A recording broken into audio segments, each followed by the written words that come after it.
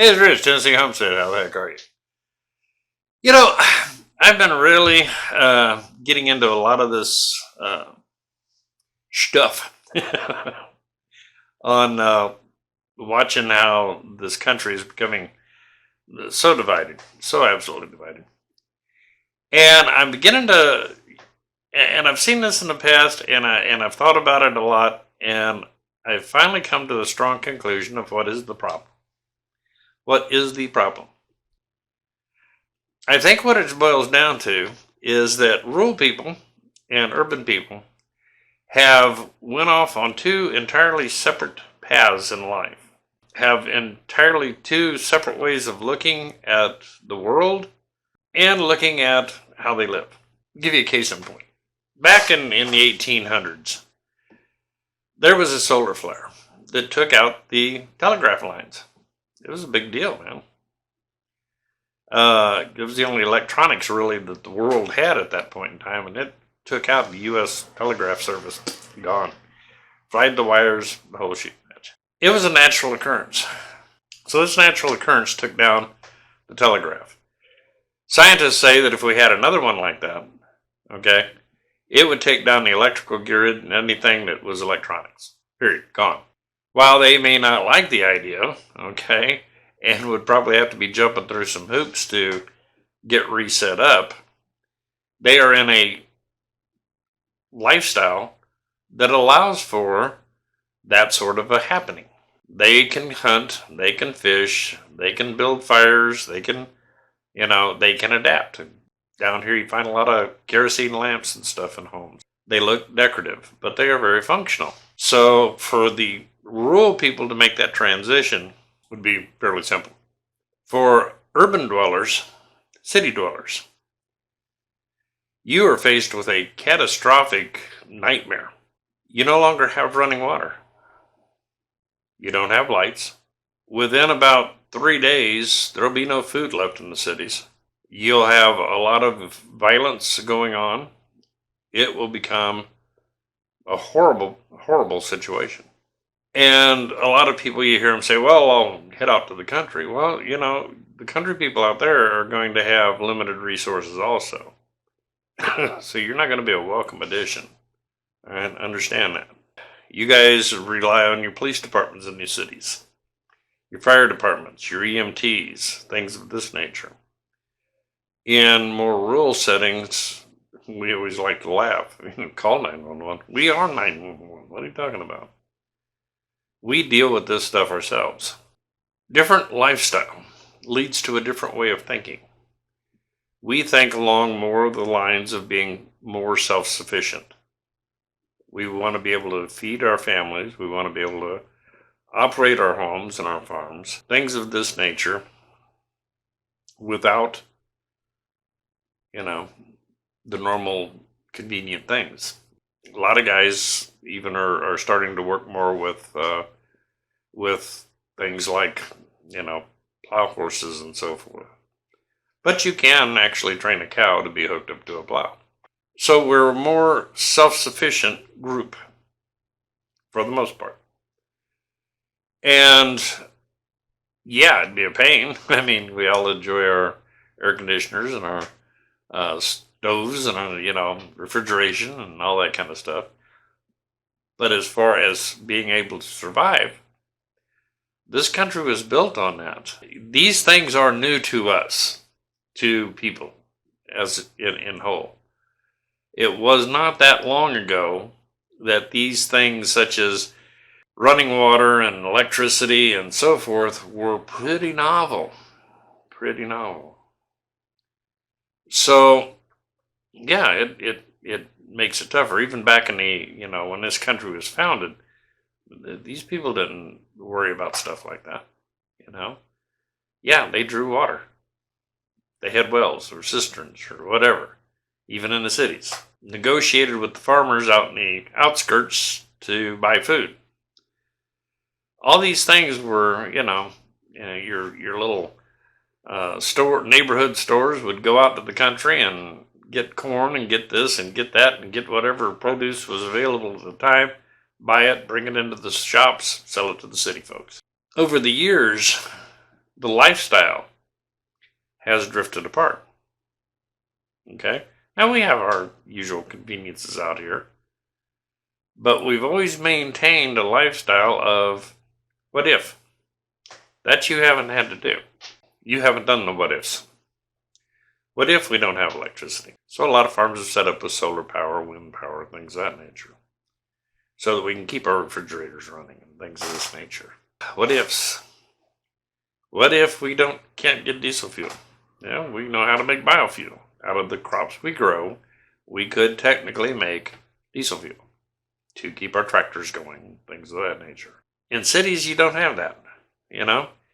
Trust me, if you started to want to make biofuel in your high-rise apartment, they would kick your butt to the curb, okay? Things of this nature. So we as a people have grown apart. Rural people don't understand.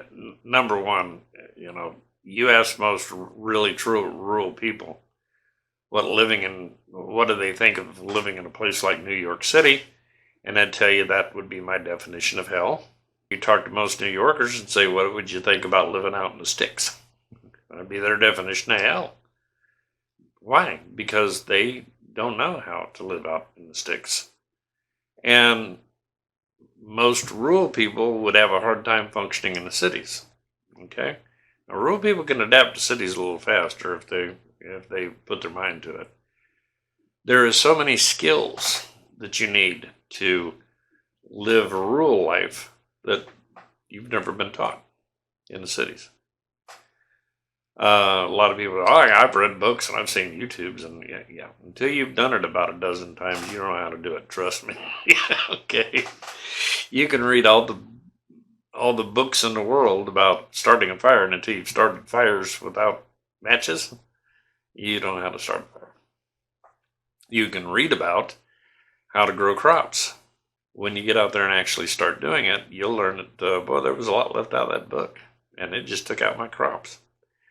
A good wind can do. We are used to dealing with Mother Nature. You were not. Okay? Things of this nature. Your idea of dealing with a harsh winter is to, put on a bigger coat.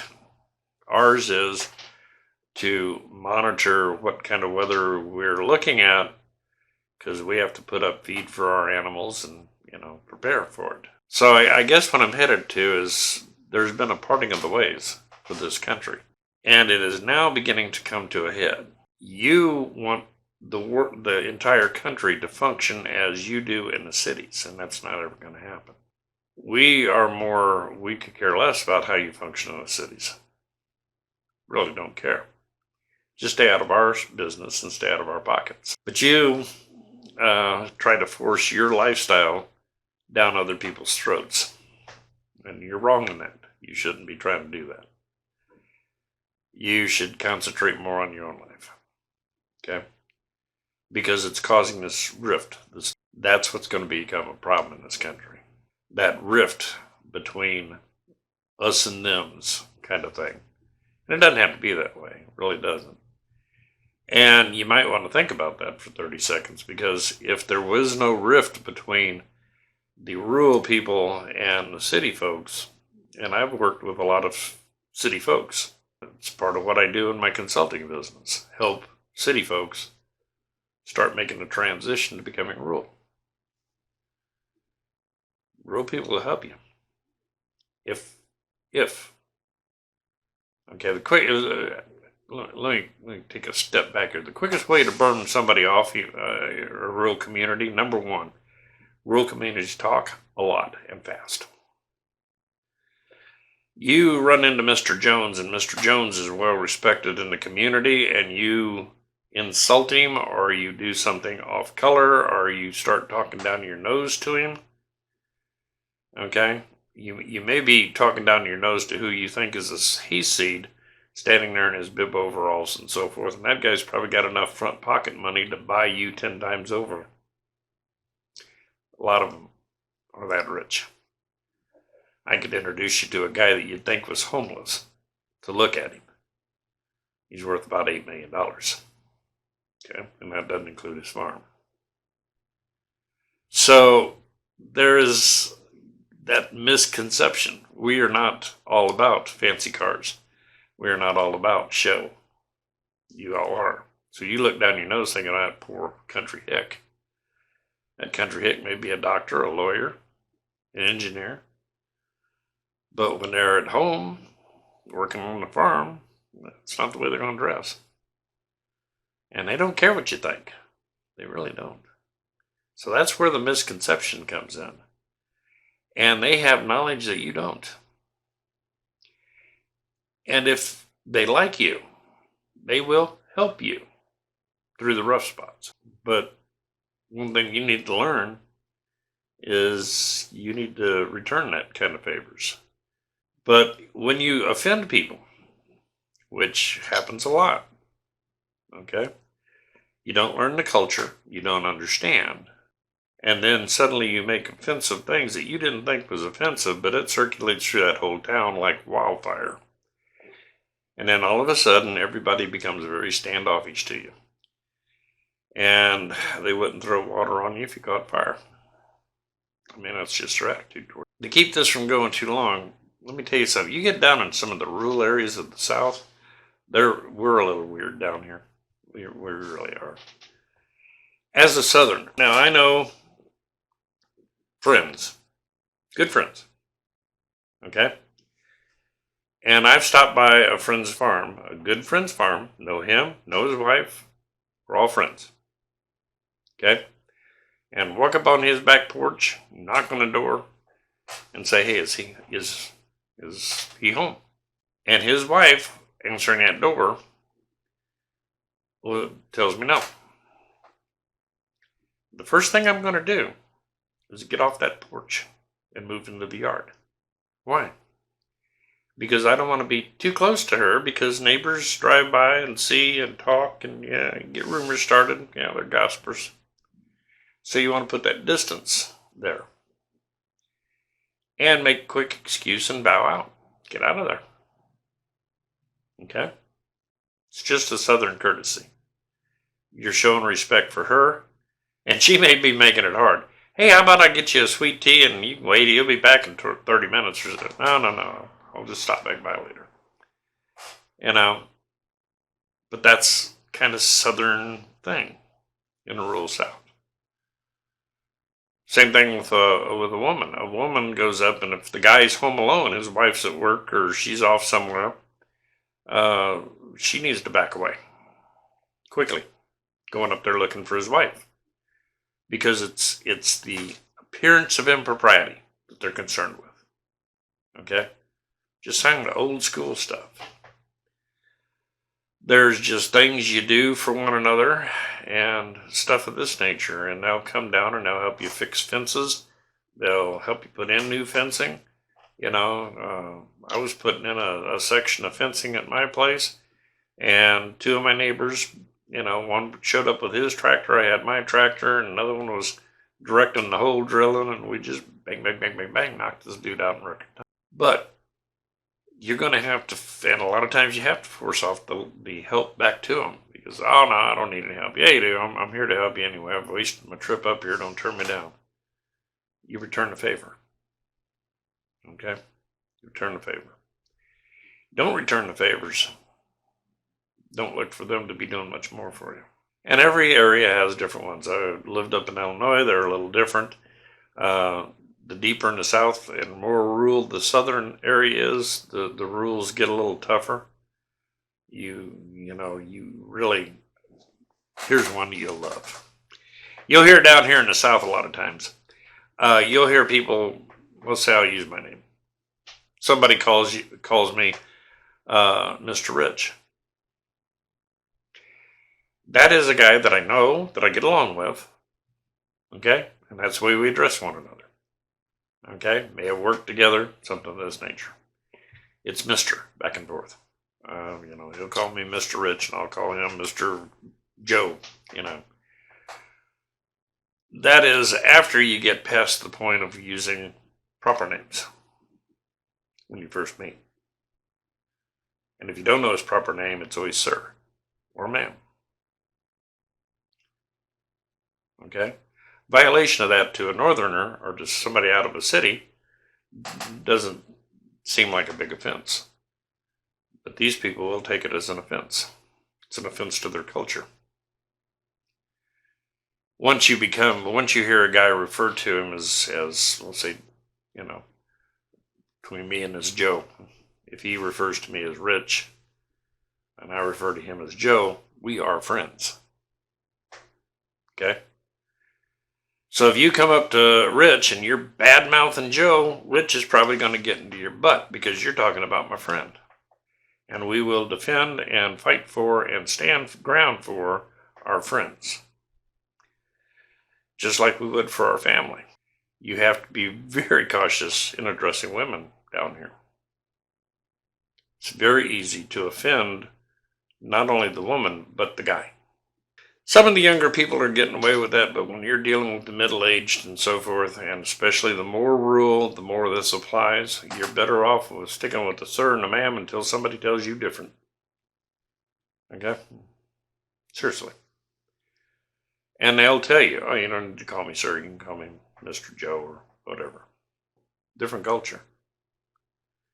And a lot of times people come into these areas and they offend the locals and they feel like an outsider from that point forward. Because once they're offended, you're probably not going to mend those fences. Okay? Not without a lot of effort on your part. So we're a divided nation. Different cultures. Northerners can't tell, but a lot of times Southerners, you get to talking to somebody and go, you from what part of Mississippi you from, or what part of Louisiana you from, or what part of North Carolina you from, because the Southern draws change. See, I speak what I call Southern Yankee. I've worked so much in cities that I had to concentrate on losing my Tennessee accent because most of you city dwellers associate a Southern accent with stupidity. And I was running engineering departments, had other engineers that worked for me. Not an idiot. Okay? But people would assume that by the way you talk. If you're trying to make a transition out to these areas, learn a little bit about the culture. Befriend somebody and tell them, you know, I don't want to step on anybody's toes. Is there anything I need to be watching out for? In the South, I can tell you now, ma'am and sir are big ones. And like I said, when they feel comfortable enough with you to start calling you kind of an associate or somebody that they get along with, oh, don't call me sir. Just call me Mr. Rich. See how it works? They will tell you when it's okay. So that's how different the cultures are.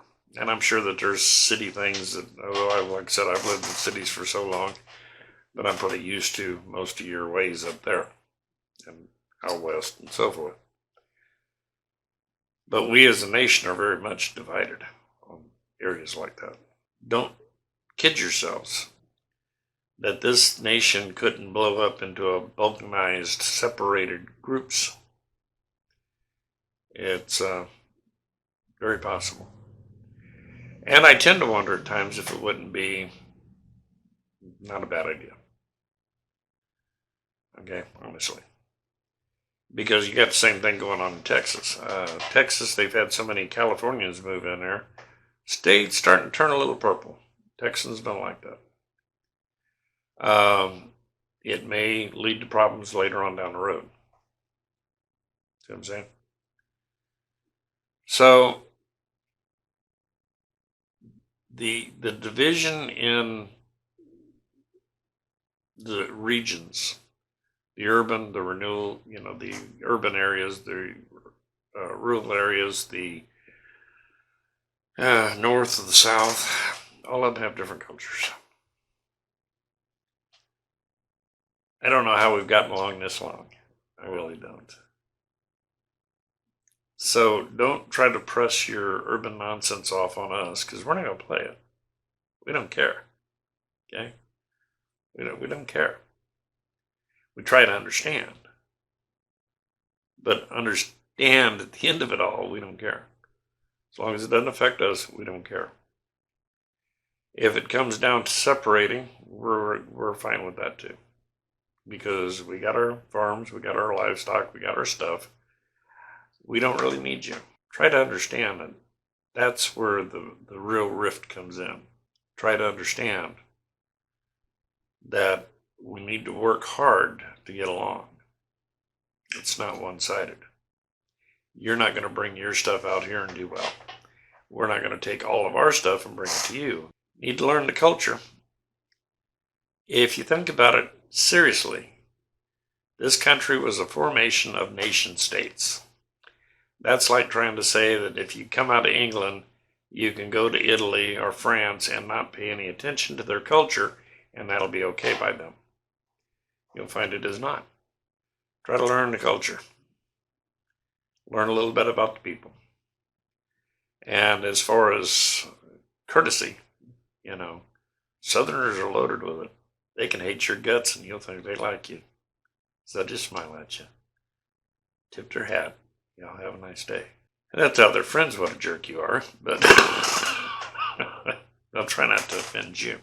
Press the issue, they'll end up in your face. And you'll be thinking, where did that come from? Because first they're going to try to stay away from you nicely. But if you keep forcing yourself off on them, it could get bad. Could get bad. I have seen a northern guy drug out of a small little store for saying the wrong thing to a very nice guy. And he drug him out in the parking lot and beat him out to death. It happens. So, learn your cultures. And we try to do that when we come into the cities. Got to try to stay very quiet and pay attention to what you all do. Because we expect the same when you come here. So if you're moving out of LA into Texas, you might want to try to become a Texan. Or sooner or later, you're going to cause a rift in Texas, and I don't think you'd want to be on the receiving end of that. When you're thinking about getting out of these cities, you might want to go, where do I want to go that I'm going to fit in good? This is Rich, Tennessee Homestead. Love you guys, appreciate you. Hope you have a great day.